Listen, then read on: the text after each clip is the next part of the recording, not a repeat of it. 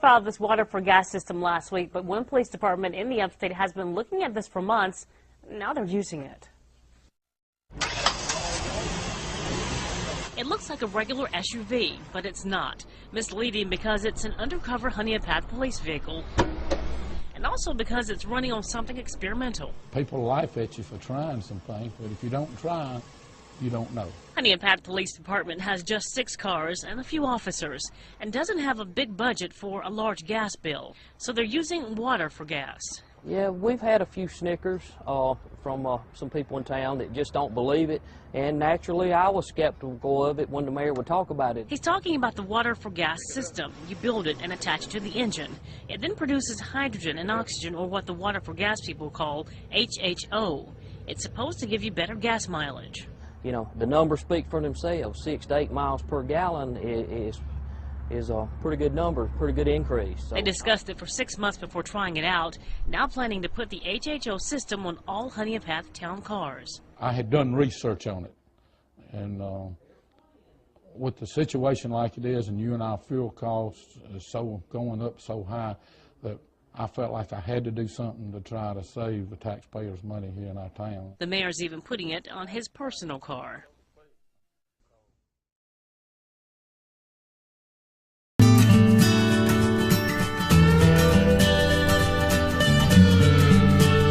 Works officials continue looking into hydrogen as an answer to cutting fuel costs. Tests started last fall. Rock County reporter Brad Jameson tells us with the new technology, the city has some high hopes for the future.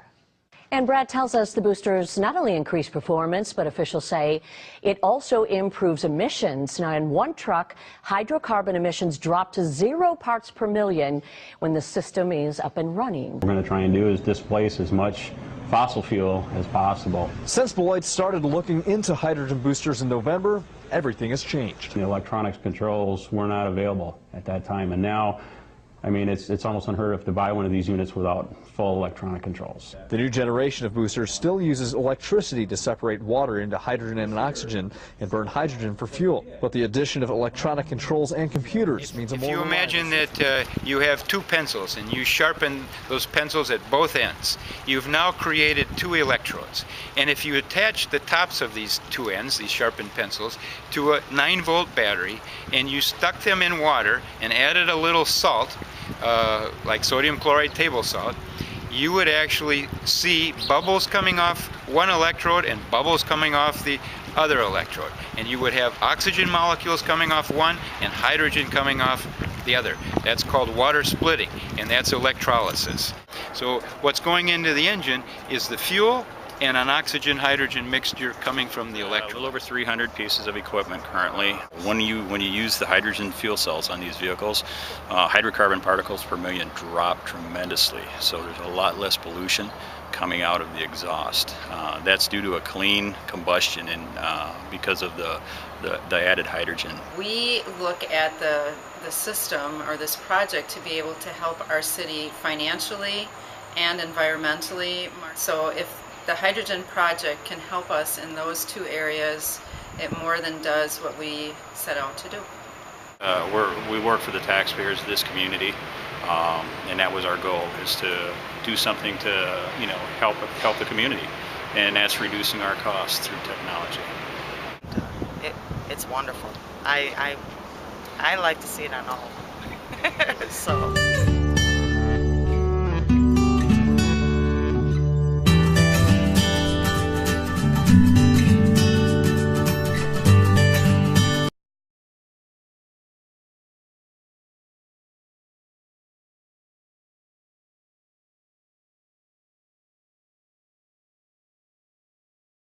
Taking a major risk, investing thousands of dollars into a system that's supposed to save money on their town's electric bills. Well, after a year and a half, they've gotten a 400% return on their investment. CW33's Tommy Newell takes you to Kennedale to find out how they're doing it. Kennedale, Texas, population 7,100. As cities across the nation deal with shrinking budgets, the Tarrant County town actually has some extra money on its hands. We're always happy when we can take a tax dollar and stretch it much further. The city invested $8,000 in several units that claim to save money on electricity bills. the units worked. We've saved about $40,000. Peak Energy Technology was started by Arlington resident William Wiedemann. Their product recycles electricity. Who doesn't want to recycle and who doesn't want to save money? Peak uses the motors and transformers already in your home, like ACs, washing machines, and even video games. They all need magnetic energy to function. Wiedemann uses a sample motor in this demonstration. We are buying from the power company about 7 amps. Flip on the switch that recycles the energy. You can see now we're only buying about a little over 2.5 amps. Where did the other current come from? Well, that's from right here. So we're recycling that magnetic energy. This type of technology is nothing new. Power and electric companies are using it right now. See those 4 vertical boxes on top of that power pole? Well, it's that same kind of technology that's now being put in homes and businesses to help save money. Money that helps Kennedale's budget across the board. We haven't had to increase our tax rate. Right now, 5 Kennedale locations have Peaks units, with 2 wells as the biggest money savers. But City Hall, the library, and Senior Citizen Center have also saved a nice chunk of change in the last 18 months. That money's really rolled back and has helped finance a lot of the street improvements that you see around town today. And it's not just cities. The same type of unit can be installed in a home. Total cost for a homeowner around $600. Peak says you'll notice a difference in the first month. In Kennedale, Tommy Noel, CW33. Only on Fox. Frederick County Public Schools are trying to save money, but instead of cutting funds for programs or other educational tools, they are looking at their electricity bill. NBC 25's Nikki Burdine has the story. When Frederick County school officials decided to cut spending and save money, they did it by cutting energy. We installed one of our capacitor units that you see right behind there on the school. PowerSave, a Maryland company, donated the capacitor to Walkersville Flexible Evening High and Adult Education Building. It's been in place for only 2 weeks, but they are already seeing results. The capacitor works by reducing the amount of energy used in the school. Electricity is not getting any cheaper, and it's not going to get any cheaper. If the capacitor in this location does meet expectations, Frederick County Public Schools could have one installed in each school, saving lots of money in the future. I'll be conservative and say if it can save 10%, that's about $650,000 a year that we would save. They recently installed a data logger that will track how much energy and money they actually save.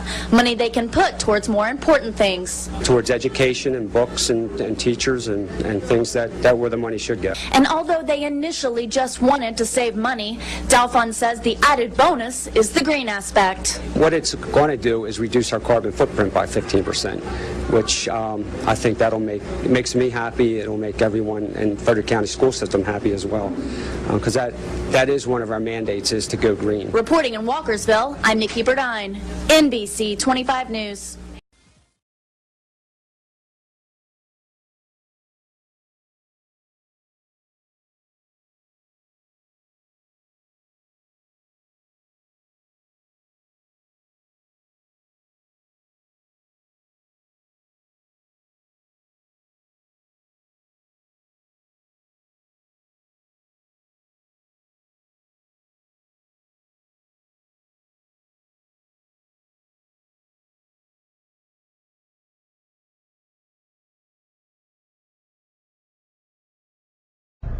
Well, the cold winter months are just around the corner, and with heating oil prices nearing $4 a gallon, everybody's looking for a break on their bills. CBS 3 Springfield's Leslie Tanner shows us how one local school district is saving thousands of dollars.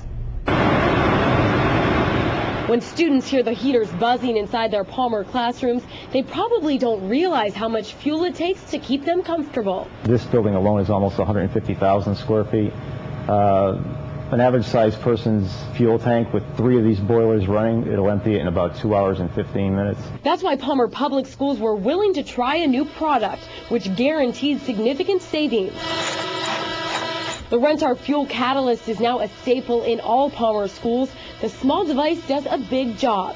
It makes combustion more efficient by breaking down the fuel, a process that equals almost $100,000 in savings. We did get a 20% savings annually, taking our fuel consumption in oil from 140,000 gallons to 28,000 gallons off of that. Though they were one of the first in the area to get a Rentar unit, Palmer will certainly not be the last. In fact, the director of facilities has received dozens of phone calls asking for a recommendation. We've gotten calls from Vermont, New Hampshire, Rhode Island, out on the Cape.